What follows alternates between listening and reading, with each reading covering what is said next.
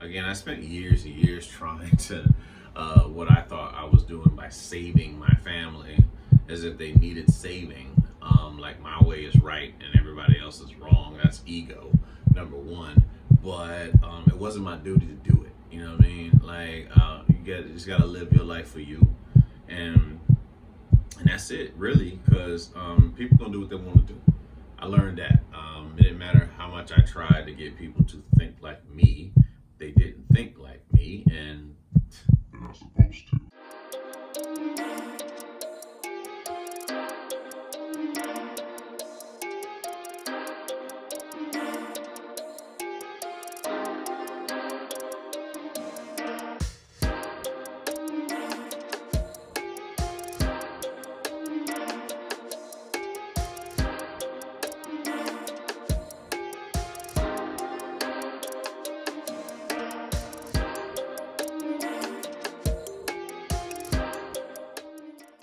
How in touch are you with your anger emotions? I'm not as probably in a healthy way as I should be with my anger emotions. Like, it really takes a lot. I think that's something I learned from the military. I think the military really did a number on me as far as like learning to master your emotions, especially anger, and then dealing with family and people that you date and feeling like they don't respond to your feelings anyway. So you refuse to even acknowledge them. You just act like they don't exist and you suppress, which makes you a volcano, as I speak about all the time. And I think that's what happened with me. I think that I realized that people really don't give a shit. You know what I'm saying? That people are really about themselves. So as far as voicing my anger, who would care? You know what I mean? Like, and that's in my experience in life, where when I would say something, when I would try to, reach out to someone of some sort, if I was going through something and play me like I was a bitch or just not even recognize me at all. So to me, it's like, what the fuck is the point of even saying shit when I know that you're not going to respond to it? You're not going to empathize. You're not going to give sympathy. You may even disrespect me and dismiss how I feel. You know what I'm saying? And that's what the many experiences that I've gone through in my life where I chose to not even respond to anger. Like when I call customer service or something and, you know what I'm saying, there's something wrong, I don't really get mad as much anymore. It takes a lot to really, really piss me off, to that point where I'm not able to manage my anger that well. I'd say for the most part, I do pretty well at managing my anger, compared to how I feel like I used to be.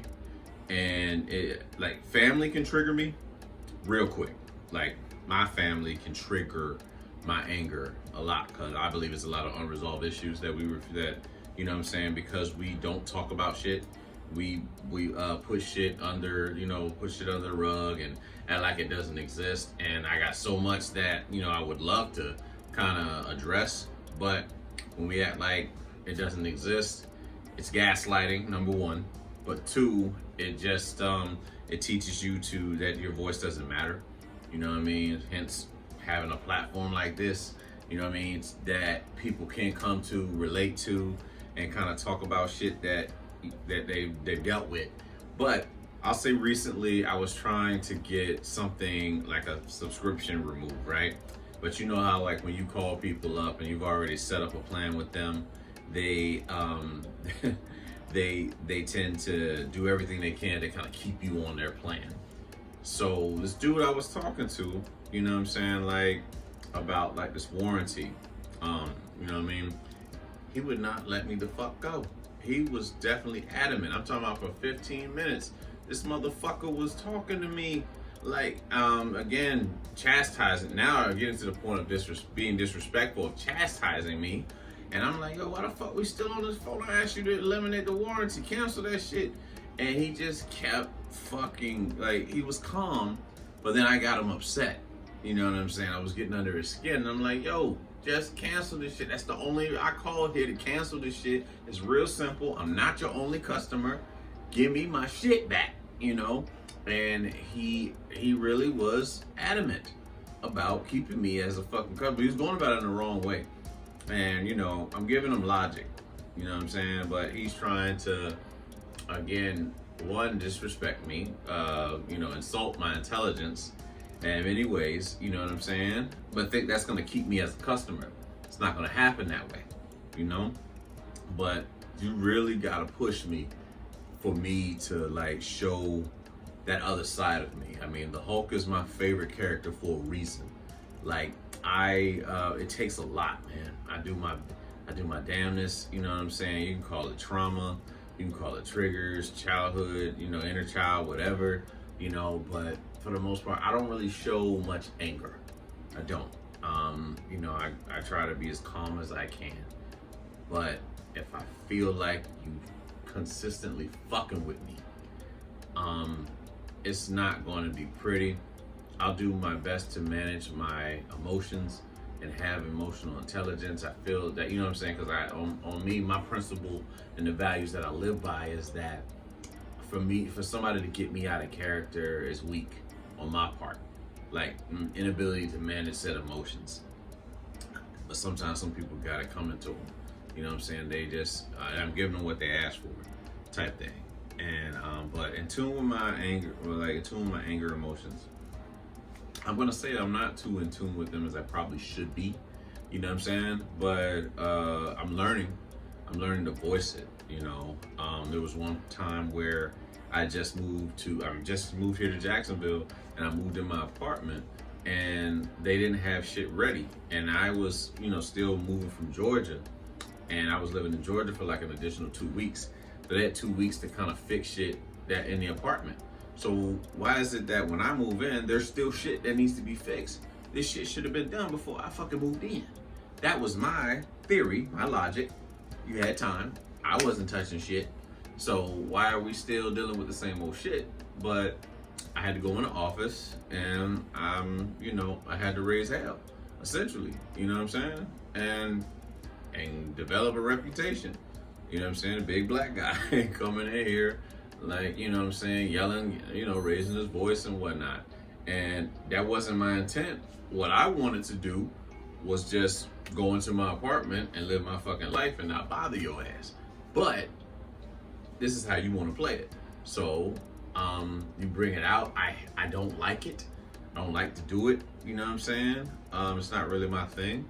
I don't have a problem with confrontation if it's necessary. I just don't like unnecessary confrontation. That's my shit, yo.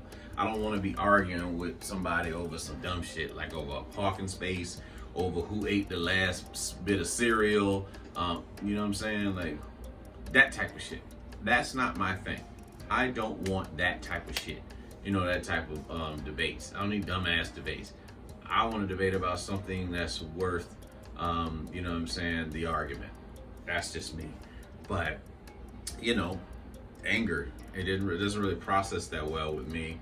And, like I said, I think that, I try my best to be solid, to manage my emotions to the best of my ability, But times come where you have to handle your business, so you handle your business. So, yeah, I'm not in tune with my anger emotions as I probably should be. It's a gift and a curse. You know what I'm saying? For that to happen.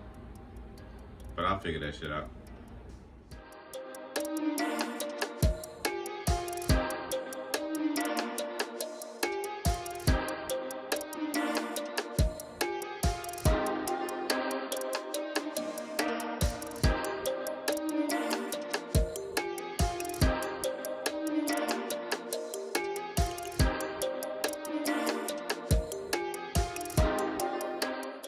Would you rather create history or delete it? I mean, there's some aspects of my history I would love to delete, but as the saying goes, with the butterfly effect, you change one thing, you change everything. So, I mean, I would rather create history, and I'm doing that right now as you watch this clip. You know what I'm saying? I'm creating my own history for myself and for others, like to kind of share in the moment of which, this thing is. It's getting off the ground and whatnot. So creating history, I'd rather create history because I have so much to offer. to leave on this world. Well, obviously before I'm gone, and this is one way of doing it. So like also impacting lives, talking to people, having heartfelt conversation, thoughtful conversation, insightful conversation, changing people's perspectives, changing lives. You know what I'm saying? Having people look at themselves a little bit differently, not pointing fingers, not blaming nobody or nothing like that, but having the individual decide for themselves exactly what they want to do based off of a different perspective. You feel me? So, yeah, create history. We've all been creating history, you know what I'm saying, since we've been born in our own different ways. Like for me, it was, tapping into working at Homestead and having these conversations with my coworkers, and then eventually getting into the aspect of wanting to start a podcast. And then it was the mental health shit. And it was, you know what I'm saying, trying to, again, I spent years and years trying to, what I thought I was doing by saving my family as if they needed saving. Like my way is right and everybody else is wrong. That's ego, number one.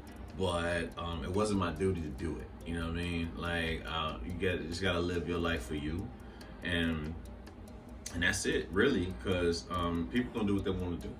I learned that. It didn't matter how much I tried to get people to think like me. They didn't think like me, and they're not supposed to. I mean, it's all about perspective, right? But the ego switches us into the right and wrong shit. And that's where I was. My life is right, everyone else is wrong, and that was ego. And based off of me leaving where I came from, going into the real world, seeing different things, you know what I'm saying? Like seeing different ways of living. But it's really just about perspective. It's not even about the right and wrong thing.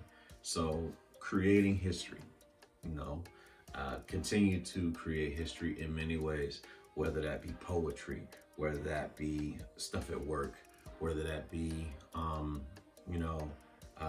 buying homes, whether it be, starting businesses, many things, like to create a history. And I think we all have that in us. I think we all have a passion, something that we can create. Friendships is history.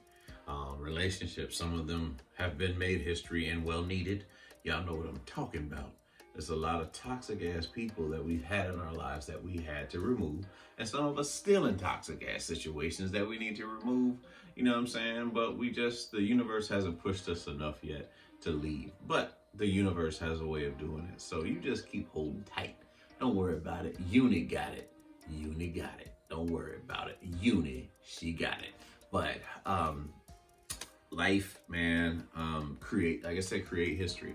I'd rather create history than, like I said, delete it. History is, it's forever changing.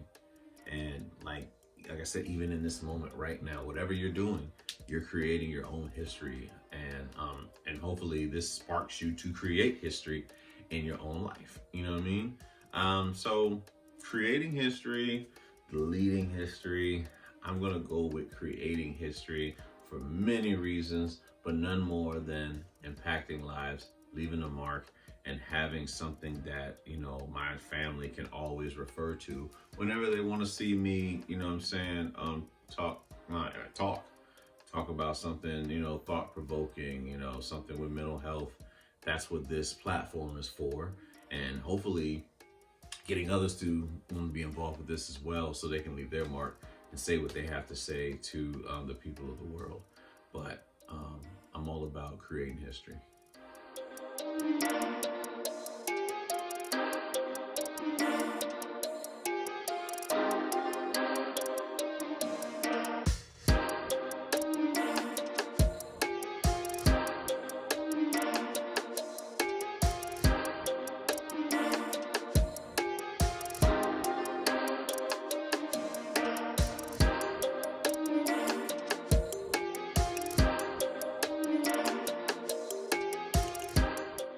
If you were told you would live forever, what would you change about your life? If I was told I could live forever, what I would do is make amends with a lot of people, because we're gonna be here up here for a long ass time. We're gonna be here for a long ass time. We're gonna have to get it together. But for people that I've had, you know, spews with, I've had disagreements with, family members, friends that I've had in the past that I valued, and I'm gonna spin around for this one. Let me get a spin-a-rooney for it. You know, for I would say, like, yeah, people that I've come across in life and we didn't always see eye to eye. Make amends of that. We're gonna be here forever. You know what I'm saying? What else do I have to fear? Change about my life. I wouldn't worry so much. You know what I'm saying? I wouldn't, because I know that I'm living forever. It doesn't matter what I do. I'd be chaotic. I'd be an animal. I'd do anything that I wanted to do because I'm here forever. And I mean, I guess that's one way to live. You can live like you're gonna live forever, or you live like this is your last day. Either way, there's no worries with it, right? Hakuna Matata. And I think that logic of thinking you're gonna live forever, you tend to take people for granted. So it's like a double-edged sword. You get to apologize for things that you've done, or you can continuously create havoc and not give a fuck because nothing's gonna happen to you. You know what I'm saying? It's like a horror movie character. You're here forever. Doesn't matter how many times we try to kill you, we cut your face out. They literally shot Michael Myers in the fucking face, bro, and cut his ass up. This nigga gets up and he chops bitches in the last Halloween, but the Halloween before that one. You know what I mean? It's a very interesting story how that works, but that's horror movie shit. Freddy, same thing. Frederick gets killed and comes the fuck back. Jason keeps coming back. You know what I'm saying? But I love my horror movies. The Nun, while I'm on the subject, I recommend people going to see The Nun.